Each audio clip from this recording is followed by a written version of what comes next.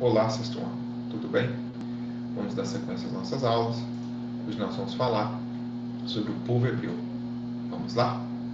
A origem dos hebreus, segundo a Bíblia, no livro de Gênesis, está na Mesopotâmia, tá? Ao sul da Mesopotâmia, na cidade de Ur, e tem como Abraão o seu primeiro patriarca.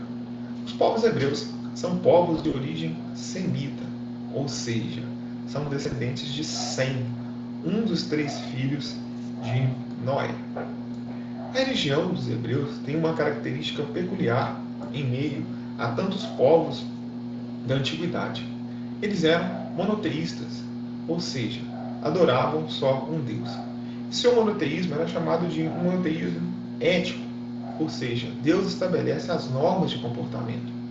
Exemplo, o livro na Bíblia, né, relata ali os 10 mandamentos, onde Deus orienta o que o povo deve fazer, né? Então, é o que nós chamamos de um monoteísmo ético.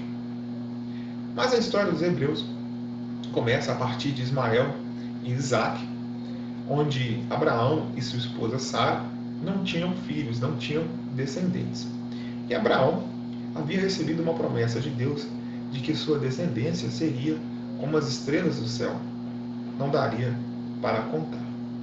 Abraão e Sara encontraram a solução para esse problema através de sua serva Agar, no qual ela teve um filho junto com Abraão, chamado Ismael, e este foi o primeiro filho de Abraão. Porém, aos 90 anos de idade, Deus teria anunciado a Sara que iria engravidar. E assim, Sara gerou Isaque. Neste contexto, começou a surgir uma certa divergência, né, entre Sara e Agar, os meninos, né? Os hebreus têm essa questão do filho primogênito, né? Então, a partir daí, né, Sara, como sendo a esposa de Abraão, acabou ali ordenando que sua serva Agar e o menino Ismael fossem embora, né? E eles foram para o deserto. Nessa imagem ao lado, vocês podem observar Agar e Ismael indo embora, né? Abraão ali com o braço estendido, meio que nessa impressão aí, né, de estar abençoando, e ao fundo Sara observando esta cena, né? De acordo com a narrativa bíblica, os descendentes de Ismael são os árabes, e dos hebreus, os hebreus são os descendentes de Isaac. No início, a organização, né, os hebreus se organizavam em tribos, cultivavam trigo, uva e pastoreavam cabras e ovelhas. Por volta do ano de 1750 a.C., os hebreus teriam saído da Mesopotâmia em busca de terras melhores para o cultivo. Também a domesticação de animais, no caso seria Canaã, né? Na Bíblia, no Gênesis capítulo 12, tem essa passagem, né, que relata Deus falando para Abraão, né? Saia de sua terra, do meio de seus parentes, da casa de seu pai, e vá para uma terra que te mostrarei. Farei de você um grande povo, e o abençoarei. Tornarei famoso o seu nome, e você será uma bênção. A história dos hebreus passou, né, assim que eles foram, em seguida eles foram para o Egito, tá? Depois de Canaã, enfim, eles acabaram indo para o Egito, por volta do ano de 1600 a.C., em busca de terras melhores ali, que permitissem o cultivo, né, da agricultura, a criação de animais. E o Egito, como nós estudamos na aula passada, era um local de terra fértil devido às cheias periódicas do rio Nilo. Alguns séculos depois, os hebreus passaram a ser perseguidos e acabaram sendo escravizados no Egito Antigo. Aí que começa a história de Moisés. Moisés, segundo a tradição bíblica, né, havia uma ordem do faraó de que todo menino hebreu, recém-nascido, fosse morto. Seus pais desafiaram esse decreto, esconderam o menino. Mais tarde, eles o colocaram no rio, dentro de um cesto, tá? E um belo dia, a filha do faraó, indo se banhar, viu o cesto que flutuava, encontrou, né, o menino lá dentro e acabou se afeiçoando ao menino. Nesse contexto, a irmã de Moisés, que vigiava o cesto, muito provavelmente Miriam, viu quando a princesa o pegou. Aí, segundo a história bíblica, né, ela teria dito para a filha do faraó que conhecia uma mulher que estava amamentando e poderia levar o menino lá, se ela quisesse, enfim. Assim, ela entregou o menino para a menina, né, nesse caso seria a irmã, né, de Moisés, e levou o menino para ser amamentado pela sua própria mãe. Então Moisés teria sido salvo em meio a essa situação aí, né, um tanto quanto milagrosa. Mas quando Moisés alcançou uma certa idade, ele retornou, né, à filha do faraó e passou a viver na corte egípcia ali, né, com todas as regalias que, no caso, ser um nobre, né, lhe dava, né, condições excelentes ali de vida. Mas o Moisés, sabendo, né, que era um hebreu, começou a contestar a Ramsés.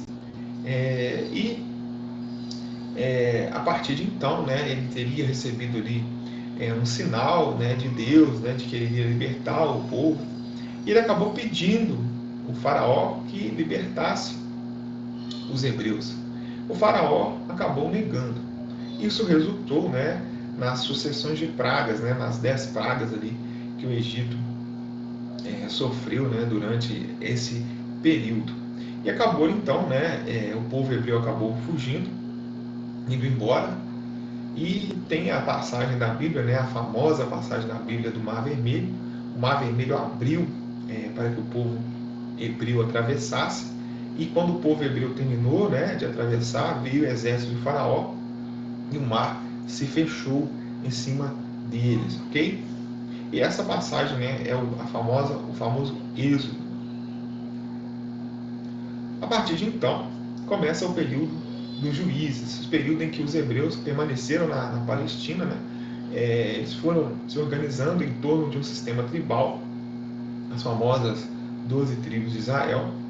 Quando ocorriam guerras, né, uma liderança militar, no caso o juiz, era escolhido ali para unir as tribos e enfrentar os inimigos.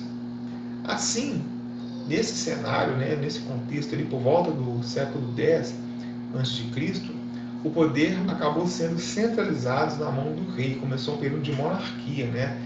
E o primeiro rei foi o rei Saul. Um rei que teve grande destaque foi Salomão.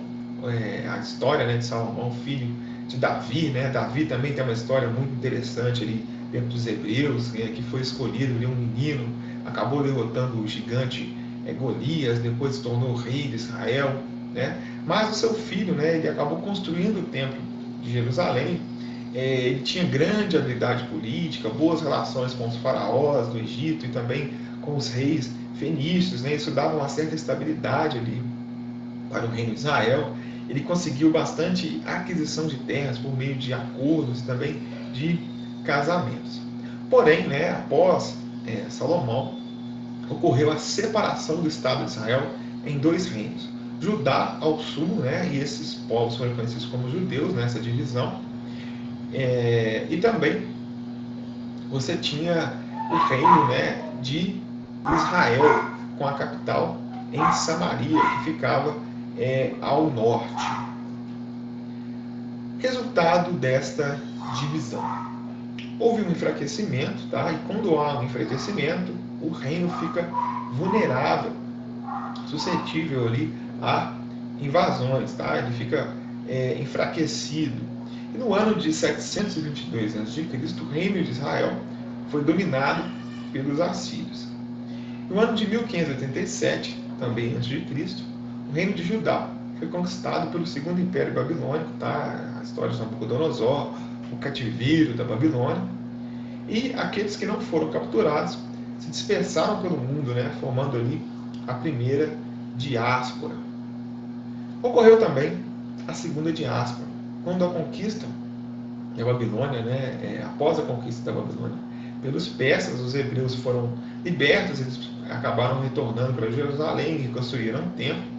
Mas no ano 70 depois de Cristo, os romanos invadiram aquela região, destruíram a cidade. Isso acabou E acabou ocorrendo ali, né, a segunda dispersão, né, a segunda diáspora dos hebreus. Aí, pessoal, os hebreus passaram a viver sem Estado, sem lugar, sem um Estado judeu, né, um Estado de Israel. E só foi conseguir, né, ter um Estado no ano de 1948, né, que houve a criação do Estado de Israel, através ali de uma Assembleia, né, Organização das Nações Unidas. Tá? Então você tem aí no mapa onde fica Israel. Isso acabou gerando aí até hoje, né, uma série de conflitos, né, uma tensão ali, a questão da Palestina, né, os povos palestinos tendo que dividir o seu território com os judeus, né, enfim.